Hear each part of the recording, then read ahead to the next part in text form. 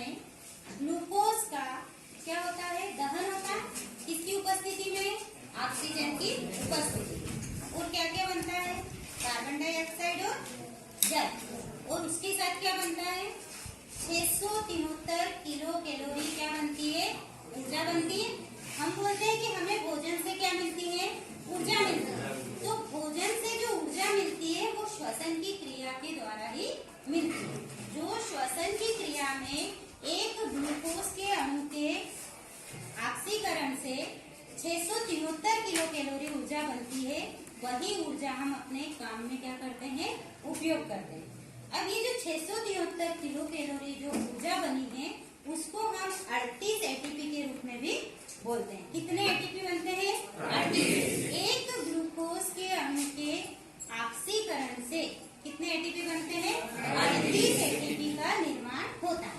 जो श्वसन की पूरी प्रक्रिया होती है वो कोशिका के अंदर होती है ना।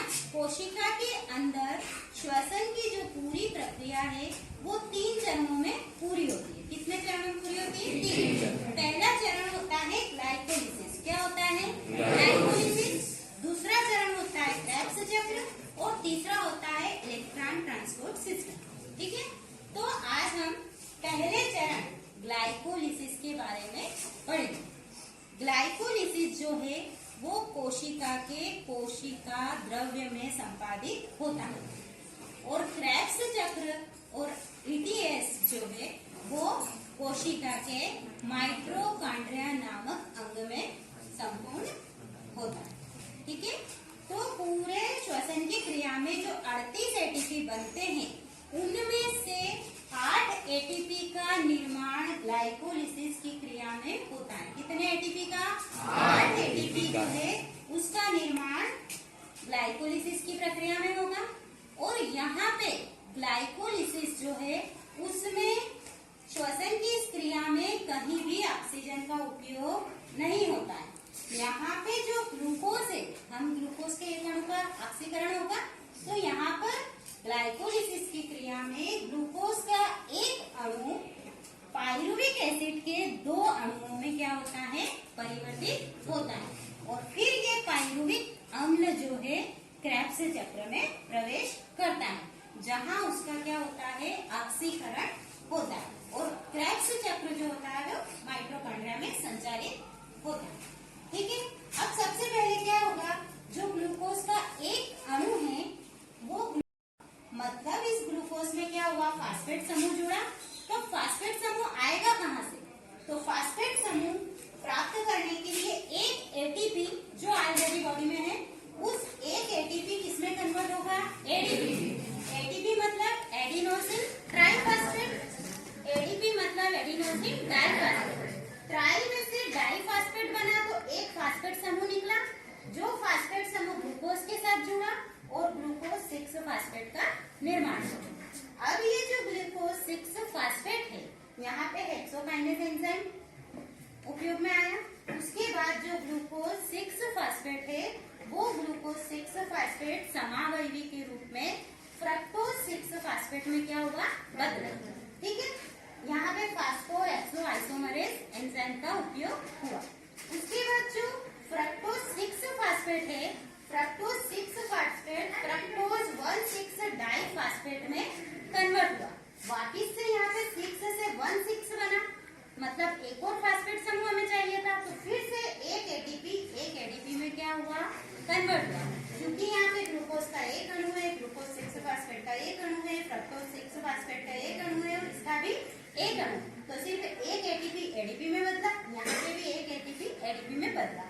अब बात ये आती है कि चौथे चरण तक हमारी ग्लाइकोलिसिस की प्रक्रिया में कोई एटीपी का निर्माण नहीं हुआ, जबकि हमको इस पूरी प्रक्रिया में कितने एटीपी बनाना है, 8 एटीपी। लेकिन ऑलरेडी बनाने के पहले ही 2 एटीपी का क्या हो गया, उपयोग हो गया। तो अब यदि यहाँ पे 10 एटीपी का निर्माण होगा तो हम मानेंगे कि 8 एटीपी हमने ग्लाइकोलिसिस की प्रक्रिया में बने। ठीक है, यहाँ तक समझ में आया। अब उसके बाद जो फ्रक्टोज 1,6 डाइफॉस्फेट है वो 3-फॉस्फोग्लिसरेल्डिहाइड में क्या हुआ, कन्वर्ट हुआ। अब चूंकि 3-फॉस्फोग्लिसरेल्डिहाइड जो है वो 3 कार्बन वाला अणु है। कितने कार्बन वाला है, 3। तो यहाँ 3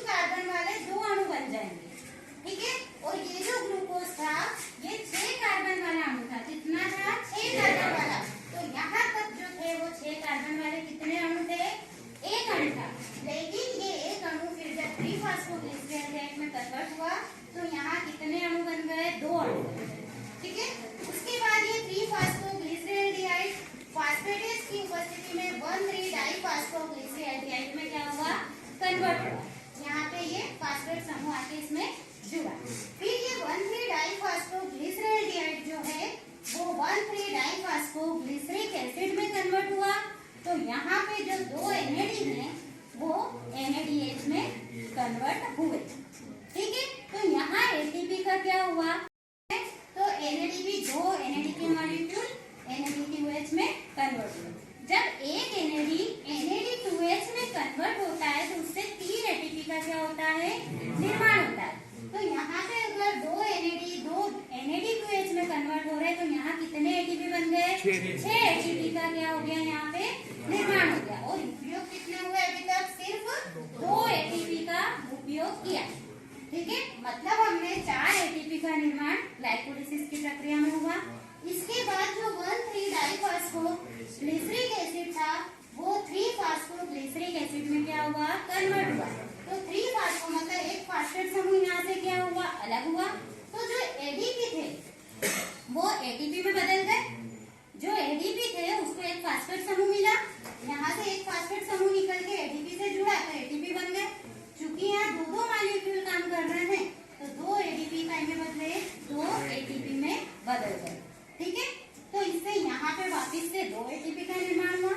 तो यहाँ पे हम देखते हैं कि यहाँ पे 6 ATP का निर्माण हुआ था, यहाँ पे 2 ATP का निर्माण हुआ।